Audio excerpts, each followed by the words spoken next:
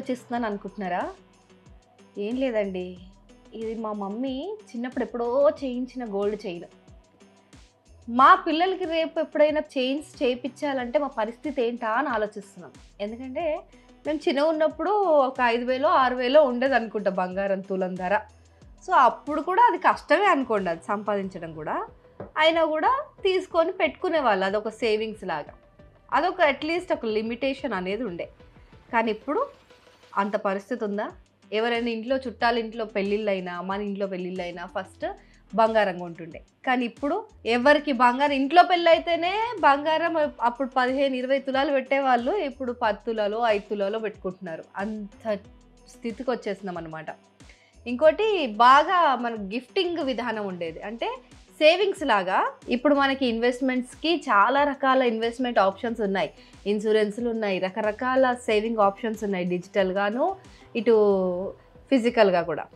కాకపోతే అప్పట్లో ఎలా ఉండేది సేవింగ్ అంటే ఇంకా గోల్డ్లో పోపు డబ్బాల్లో దాచామా, సంవత్సరానికి ఒకసారి ఇంత గోల్డ్ కొన్నామా, లేకపోతే ఎవరింట్లో అయినా ఫంక్షన్ జరిగితే వాళ్ళకి వెళ్ళి గోల్డ్ పెడతారు. ఏదో ప్రేమతో పెడతారు అనుకునేరు. ప్రేమే కాకపోతే ఏంటంటే ఆ టైంకి వాళ్ళకి అందిస్తే ఇన్ ఫ్యూచర్ ఒక 10 ఏళ్ల తర్వాత, ఒక 5 ఏళ్ల తర్వాత మన ఇంట్లో పెళ్లి జరిగినప్పుడు అది మనకు రిటర్న్ వస్తుంది అనమాట. ఎందుకంటే అది అప్పుడు ఒక 10,000 ఉందనుకోండి, మళ్ళీ మన రిటర్న్ మన దగ్గరకు వచ్చే వరకు అదొక 30,000 40,000 ఉంటుంది గోల్డ్. సో అప్పుడు మనం అంత పెట్టి కొనలేం కాబట్టి అప్పుడు సేవింగ్ లాగా అక్కడ పెట్టేస్తాం అన్నమాట మనం. సో అది పెరిగి పెరిగి వాళ్ళు ఎవరైతే తీసుకున్నారో అది వాళ్ళకు ఒక భారం అప్పులా ఉండేది. కానీ ఇప్పుడు ఆ కల్చర్ చాలా తగ్గిపోయిందండి. సో దానికి మెయిన్ రీజన్ అయితే ఆబ్వియస్లీ మీకు తెలుసు మీ అందరికి కూడా, ఈ పెరిగిన ధరలు అండ్ పెరగని జీతాలు. ప్యూర్ గోల్డ్ అంటే 24 క్యారెట్ గోల్డ్ తులం బంగారం కొనాలంటే 1999లో 4,234 రూపాయలు ఉండేది అక్షరాల. అది ఒక 4-5 సంవత్సరాల తర్వాత ఒక 2006లో చూసుకుంటే అది 8,400 రూపాయలకి చేరుకుంది. అంటే ఆల్మోస్ట్ 100% డబుల్ అయింది అప్పట్లోనే. అప్పుడు అబ్బా అని ఎవరు అనలేదు. అంటే ఆ టైంలో ఉన్న వాళ్ళు అనుంటారు కానీ మనకి ఇప్పుడు గుండెల మీద ఒక రాయి పడినంత అదిగా అప్పుడు లేదనుకుంటా. సో అయితే ఆ తర్వాత సంవత్సరం నుంచి మాత్రం పసిడి ధర పరుగందుకుందని చెప్పాలి. 2007లో 24 క్యారెట్ గోల్డ్ కొనాలంటే 10,800 రూపాయలు ఉంటే సరిపోయేది. అదే 2019కి వచ్చేసరికి అది ఏకంగా 35,220 రూపాయలు అయిపోయింది. అంటే ఆల్మోస్ట్ ఇంకా అప్పటి వరకు 10,000, 8,000, 10,000 ఆ రేంజ్లో ఉన్న గోల్డ్ ఒకటేసారి పెరిగిపోయిందనమాట 2019 నుంచి. ఇక అక్కడి నుంచి సామాన్యులకు బంగారం అందితే ఒట్టు అంత పరుగున పరిగెత్తుతుంది గోల్డ్ రేట్ అనేది.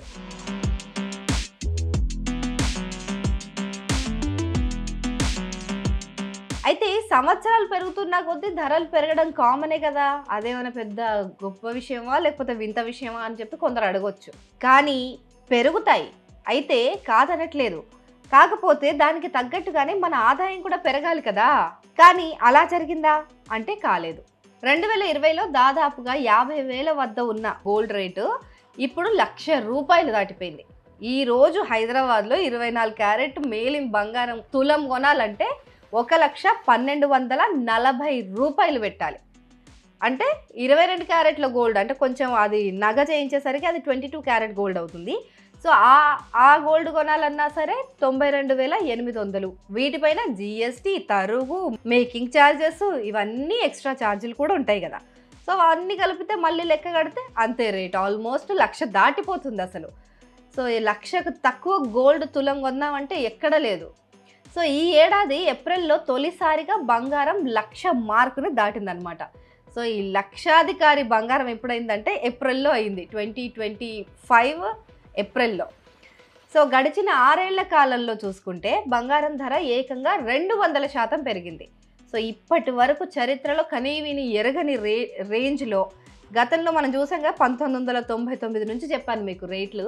సో అప్పటి నుంచి చూస్తే 100% పెరగడం చూసాము, ఒక 10%, 20%, 30% ఎవ్రీ ఇయర్ పెరగడం చూసాము. కానీ ఒకటేసారి 200% గోల్డ్ రేట్లు పెరిగిపోవడం అంటే అసలు ఇంకా మామూలు వాళ్ళు బంగారం కొనేది ఎలా? మనకు అదొక సెంటిమెంటు, ఎమోషను.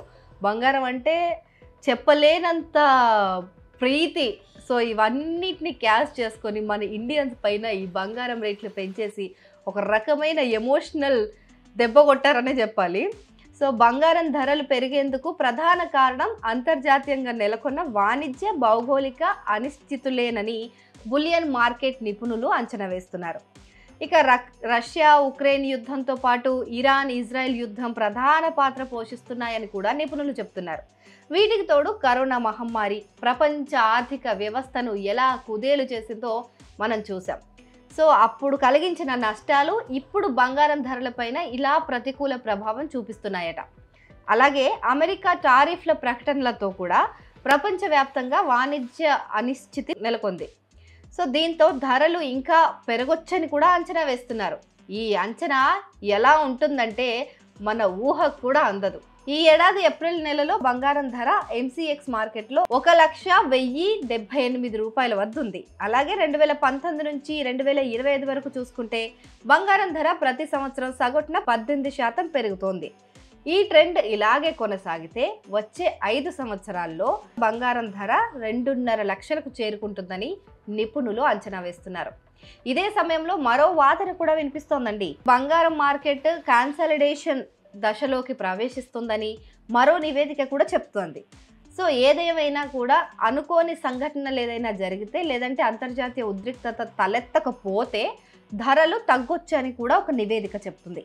అంతేకాదు చైనా తమ దేశ బీమా రంగంలోని మొత్తం ఆస్తుల్లో బంగారం పెట్టుబడులు 1% పరిమితం చేసింది. సో పలు దేశాల సెంట్రల్ బ్యాంకులు కూడా బంగారం కొనుగోళ్లను తగ్గించేశాయి. సో ఈ పరిణామాల నేపథ్యంలో పసిడి ధరలు తగ్గొచ్చు అని చెప్పి నివేదిక చెప్తుంది. ఎందుకంటే చాలామంది కొనడం ఆపేస్తున్నారు కదా, మరి కొనడం ఆపేస్తే డిమాండ్ తగ్గిపోతుంది. డిమాండ్ తగ్గితే రేట్లు కూడా కొంచెం తగ్గే అవకాశం ఉంటుంది అని చెప్పి చాలామంది చెప్తున్నారు. సో చూడాలి మరి ఇంకో 5 సంవత్సరాల తర్వాత మనం బంగారం అట్లీస్ట్ మనం కొనే స్టేజ్లో ఉంటామా, లేకపోతే మనకు అందనంత దూరానికి అది పరిగెత్తుకుని అలా వెళ్ళిపోతుందా అనేది కాలమే డిసైడ్ చేయాలి.